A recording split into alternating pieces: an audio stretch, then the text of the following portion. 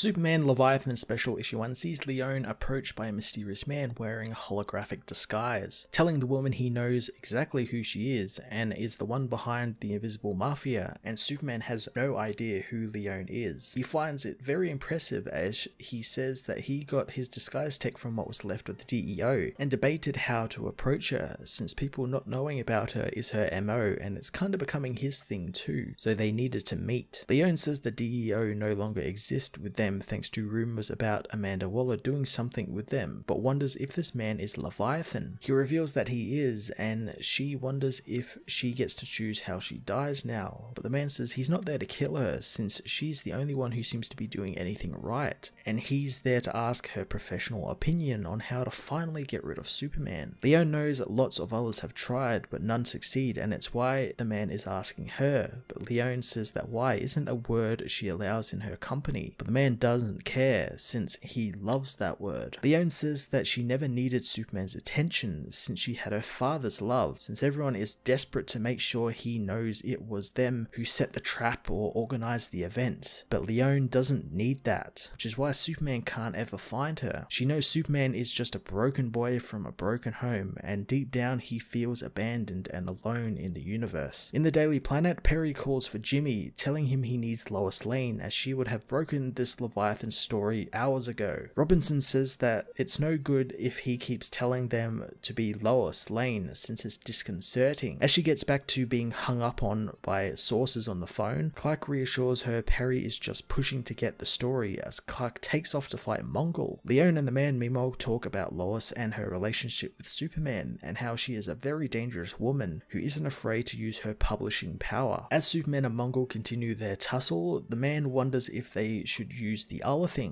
comparing it to a bear, that when you trap it you have to kill it immediately, but Leone says that they will need to trap him in a way he doesn't know he's being trapped. The man knows not to go for Superman head on, and Leone has given him some ideas as Superman heads home, but drops by Lois in Chicago first, telling her people are in their Metropolis apartment looking to kidnap Clark Kent. Lois wonders what story they could be kidnapping Clark for writing, but as she goes to call the police, Clark stops her, wondering if he should let it happen, since it would make one hell of a story. Lois tries to give him some pointers in acting, but he knows what he's doing, returning to his apartment and allowing the men to take him. Clark is taken to a facility where he meets Talia al Ghul, who takes credit for his kidnapping. Clark asks for his glasses since he gets migraines when he doesn't wear them, so the glasses are returned to him and Clark is able to use them to help hide his identity, as Talia says Superman is going to come for him, and when he does, he will get the story of a lifetime. Talia's men strap a kryptonite device to Clark, who begins to feel the effects of the rock, telling Talia he can take her to Superman, but she knows he is lying thanks to the sweat on his brow. Talia says that this is all part of the plan and Clark should be having fun since he's going to get the story of a lifetime, which will be the fall of the Age of Heroes and the rise of Leviathan. As Clark is left at the mercy of the kryptonite, Lois tries to contact him, but he doesn't answer. She calls out to him and begins to worry, so she messages Jimmy, who hasn't heard from him either. Trying not to overreact, she leaves Chicago for Metropolis and goes to their apartment, opening the freezer and activating the hidden communicator in there before going out for a cigarette, where she is met by Batman, who says that if she does this, the bell cannot be unrung and she needs to have thought this through since she can't use this device again. Lois says that she knows her husband and knows he has been kidnapped, and whoever did it doesn't want anyone to suspect he has been kidnapped, hence why the apartment is clean and the mail has been picked up, but it's not been picked up in the way Clark picks it up. Batman wants to tell her everything as Wonder Woman arrives, knowing Lois has the authority to say that Superman is in trouble and needs help. Lois tells them Clark went along with the kidnapping so he could get a story, and Batman knows that something happened after he was kidnapped, and Wonder Woman knows they need to get the League. But before they head off, Lois says that they are looking at it wrongly and they are looking for Superman when she needs to be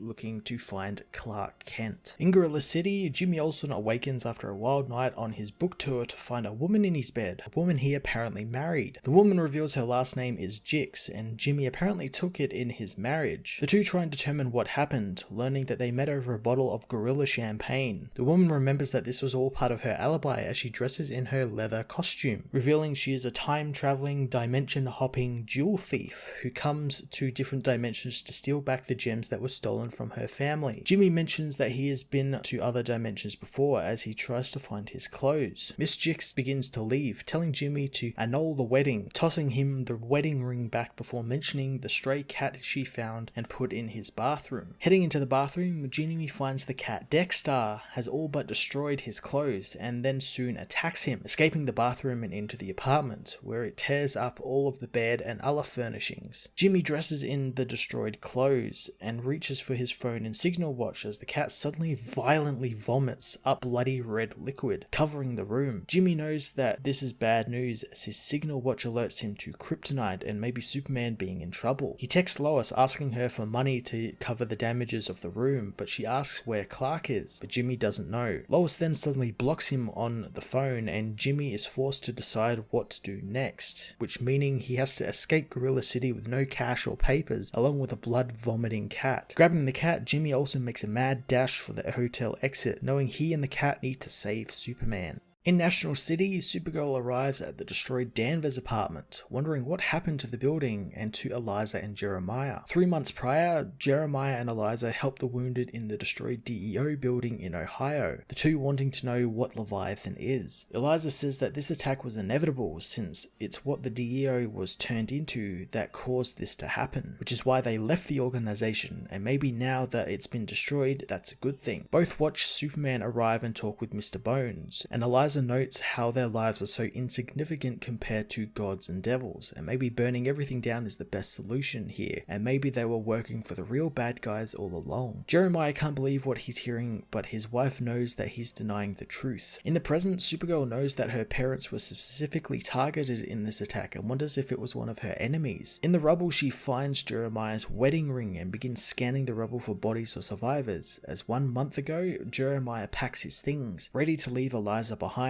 saying he still believes that the work they did was for good and they stood and fought for something. Eliza wants him to stay and fight for them, not some secret clubhouse, since the DEO got their friends killed and now he wants to rush back to them. Jeremiah says that he has to do something and maybe they don't know each other at all. Leaving his ring, he says goodbye to Eliza forever, leaving her alone. Supergirl scans the rubble and finds the fireplace, where some documents were being burned just before the building was destroyed. In it, she finds a picture of her and the Danvers, which a week before, a drunken Eliza throws into the fire, penning a letter to Kara about how she knows she and Jeremiah failed her. She watches a video of them teaming up with Kara to take down Blackstar as Leviathan comes for her, obliterating the apartment and her with it. Kara is spied upon by Manhunter as she sifts through the rubble, where she finds a secret letter to her telling her about Leviathan. Clark meanwhile has been overcome by the kryptonite, but Leviathan arrives and removes the chess rig, apologizing to Clark since he won't be answering any of his questions since he's in the middle of a misunderstanding within his own ranks and growing pains of his own organization take precedence. He takes his leave as Clark tries to free himself from the handcuffs, but he's still too weak from the kryptonite poisoning. Soon, however, he is found by Lois, Firestorm, Jimmy, and Dexter. Firestorm goes to keep Leviathan soldiers busy as Lois frees her husband, learning that it was Talia who kidnapped him, but she isn't in charge and there's someone else who is getting away on a ship above them. His powers returning, Clark knows that he needs to go after them, so Lois gives him the costume she brought with him and Superman takes off after Talia and the others, who escape via their ship in a blinding light. The ship escapes to the mountains, where Leviathan asks why Talia antagonized Superman in the middle of their event. Talia says that this being stole Leviathan out from under her, and he realizes that Talia wanted Superman to pull down the organization so he couldn't have it. The man says he offered her partnership and she took that the wrong way and thought he was scared, but he isn't, since Leon told him you don't threaten or attack Superman, and for what Talia did, he throws her from the ship. Superman, however, has been tracking the ship and catches her as she falls, demanding to know what Leviathan is as they escape and where they went. She won't tell him, however, instead just wanting to go to jail. In Metropolis, Leon has the security that failed her in the bookstore earlier killed by Robinson. Leon says that they'll have to clear out all of their security as someone talked, and then as head of the Daily Planet, she will will look for answers to tomorrow's headline: who is Leviathan? Leone wants Robinson and her army of reporters to unmask Leviathan since his face is his kryptonite, and she wants to use that against him. Leone makes a toast to Robinson for all she has done, saying that they should be a team, a proper team now. As they toast to taking down Leviathan, Robinson wonders what Leviathan said to her as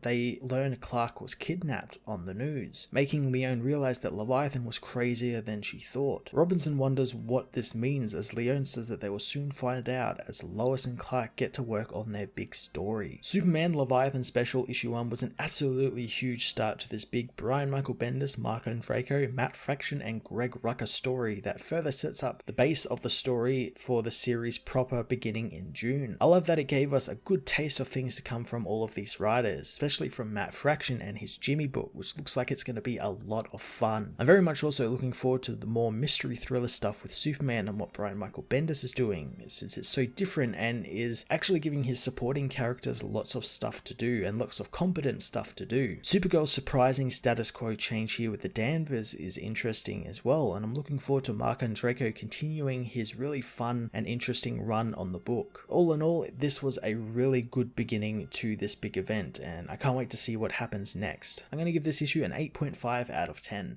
Hey everyone, thanks for watching my newest video. If you enjoyed it, you might also like to check out my other reviews here on my channel. You can also follow me on various social media platforms like Twitter by searching Matt_FOS, or even join the Comic Multiverse Discord server and chat with other comic book fans, including myself and Joel from Cape Joel. Want cheap comics and trades? Head over to the book depository with the link in the description to get the cheapest trades and comics around, along with free shipping anywhere in the world. Until next time, this has been Matt of the Fortress of Solitude. Thank you so much for watching.